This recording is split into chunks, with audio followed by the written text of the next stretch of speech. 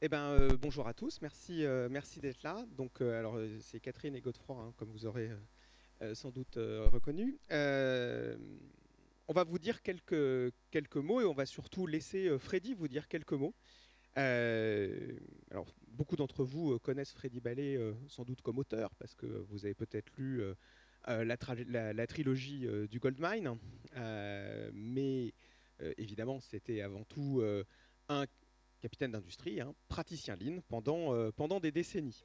Alors quand je dis un praticien Lean pendant des décennies, en France, on peut se dire c'est quelqu'un qui a dû rencontrer le Lean, lire Womack et Jones, et puis essayer de faire des choses de son côté. Alors en fait, ça s'est pas passé comme ça du tout avec Freddy, parce que je vais en prendre deux exemples.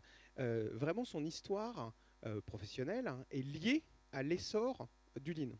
Par exemple, c'est en visitant une usine Renault avec Freddy que Jim Womack et Dan Jones ont imaginé qu'il y aurait une métrique qui serait intéressante à utiliser pour comparer les usines entre elles, parce que les usines automobiles, c'est pas facile à comparer. Ça serait la production par mètre carré de surface. Et quand ils ont ploté les usines mondiales sur cette métrique-là, il y a un point très bizarre qui est apparu, qui était Toyota, et ça a donné The Machine That Changed the World, leur premier livre, celui proto-Lean d'une certaine manière, qui commence à arriver. Donc Freddy est là au tout début, à ce moment-là, autour des plans bleus des différentes usines. Et puis, euh, ensuite, ils se sont mis à explorer Toyota, plutôt d'ailleurs les anciens de Toyota, Jim et Dan. Puis ils se sont dit, ouais, mais c'est pas très intéressant peut-être de travailler sur un système qui n'existe que dans une seule entreprise, parce qu'au fond, ça témoigne peut-être simplement d'une culture d'entreprise très bizarre, très japonaise, très on ne sait pas quoi, etc. Puis ils ont recroisé Freddy, qui a travaillé chez Valeo, et en sortant de la visite d'usine chez Valeo avec Freddy, ils se sont dit, ah non, en fait, on peut faire du Lean hors de Toyota, hors du système actionnarial de Toyota. Donc ce truc mérite d'être raconté autrement, et ça a donné System Lean, Lean Thinking, leur livre pour le coup sur le Lean.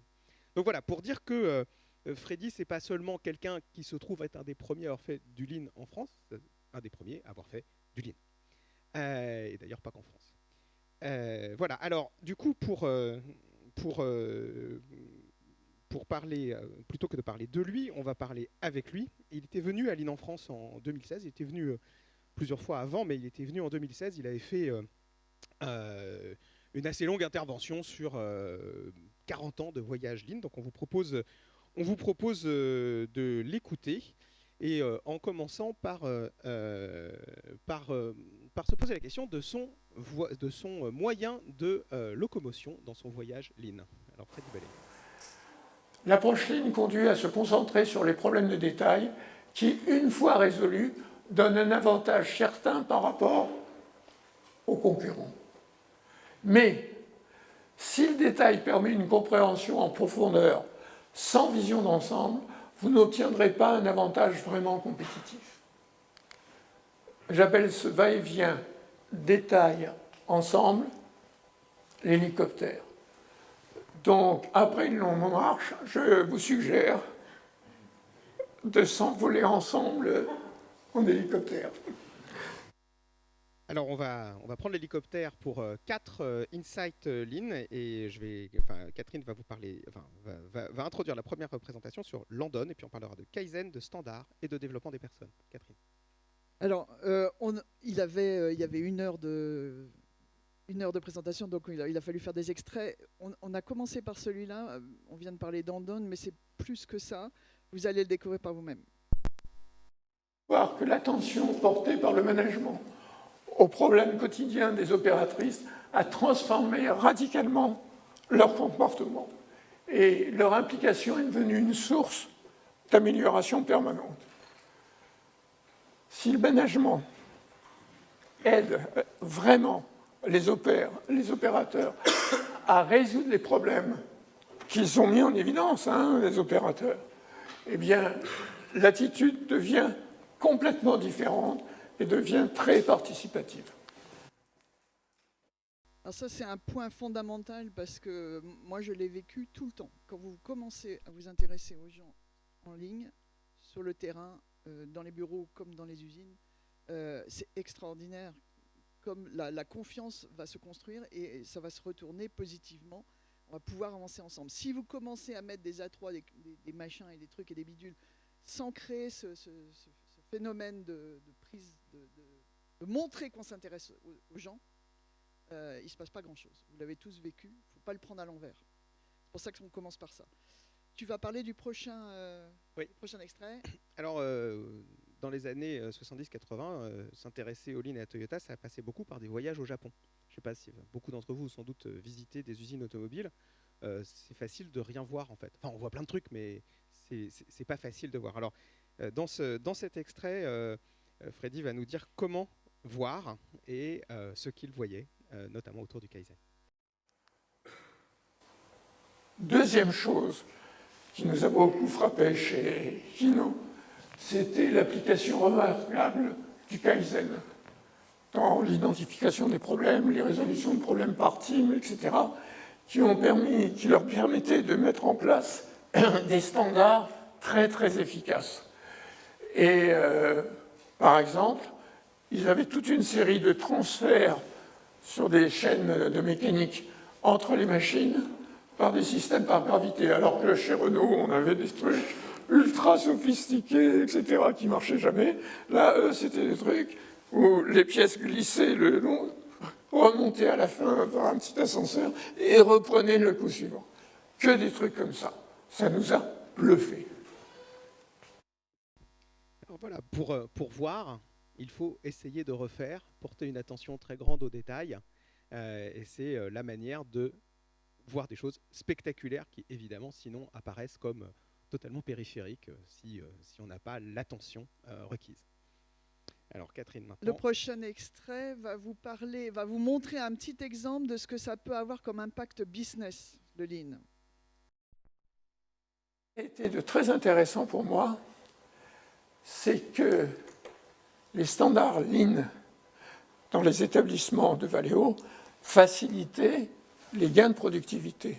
Mais c'était une période où Valeo était en pleine croissance, tant interne qu'externe, et en croissance externe, l'application des mêmes standards dans les entreprises acquises facilite une forte croissance externe. Donc ça sert non seulement chez Renault, on repérait une petite boîte qui marchait bien. Ah, on dit celle-là, on va se la payer. On se l'achetait, et au bout de 2 ans, c'était un désastre. Parce qu'on avait voulu appliquer tous les critères des systèmes Renault à une petite entreprise. Désastre. Là, grâce à ce qu'on avait fait en Lean, on appliquait tous les standards Lean et l'usine se retrouvait très bien. Alors ça, je l'ai énormément vécu. J'ai croisé Freddy, moi, chez Forcia, un équipementier automobile qui s'appelle Forvia maintenant. Et on nous demandait, en tant qu'équipementier automobile, on servait des gros constructeurs comme Renault, Peugeot, Volkswagen.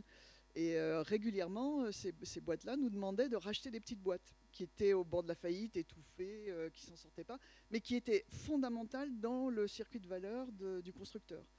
Et grâce au Lean, ça se faisait de façon extrêmement efficace. Donc il a absolument raison, c'est un impact business majeur, et pour la croissance interne, et pour la croissance externe. Le 3, et pour conclure cette série, une dernière vidéo, alors c'est peut-être moi celle dont je suis sûr que j'ai le plus de mal à la respecter. Les autres, j'ai peu l'occasion de les respecter, mais celle-là, je sais que moi, j'ai vraiment, vraiment du mal avec ça. Et je pense que c'est très utile d'avoir quelqu'un qui a été CEO de boîte, jusque tout en haut, nous rappeler qu'il ne faut répondre à aucune question. Un exemple très simple, 1000 fois répété, c'est lorsque un patron d'usine visite un atelier, parce qu'il y a des patrons d'usine qui visitent des ateliers, visite un atelier et on voit un dysfonctionnement sur la ligne. Donc le réflexe, c'est d'appeler l'opérateur, de lui montrer les dysfonctionnements et de lui expliquer comment il faut faire. Non. Il faut faire découvrir à l'opérateur et à l'équipe le problème par une série de questions puis leur demander d'imaginer plusieurs solutions et de les comparer. C'est ce que j'appelle le questionnement. Et ça, c'est une démarche que beaucoup de patrons, mais aussi beaucoup de responsables Lean ont du mal à intégrer.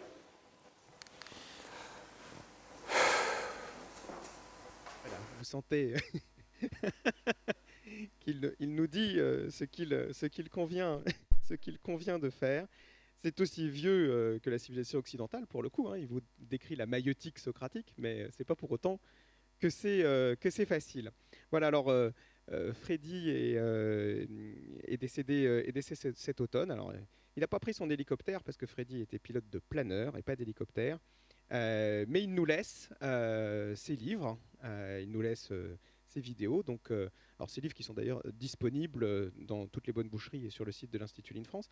Mais qui valent le coup d'être évidemment relus. Sa présentation mérite évidemment d'être La présentation regardée est sur YouTube, dans son le ensemble. YouTube de l'Institut Lean. Elle est sur le YouTube de l'Institut Lean France. Et puis, puisqu'on parle de livres, lui, il en avait un, sans doute plusieurs, mais un fétiche que vous connaissez peut-être, Jonathan Livingstone, le goéland de Richard Bach. Alors, je vous propose de revoir et d'applaudir Freddy Ballet, et puis de lire avec lui une citation qui n'est pas de lui, mais qui, je crois, lui aurait bien plu. Merci Freddy.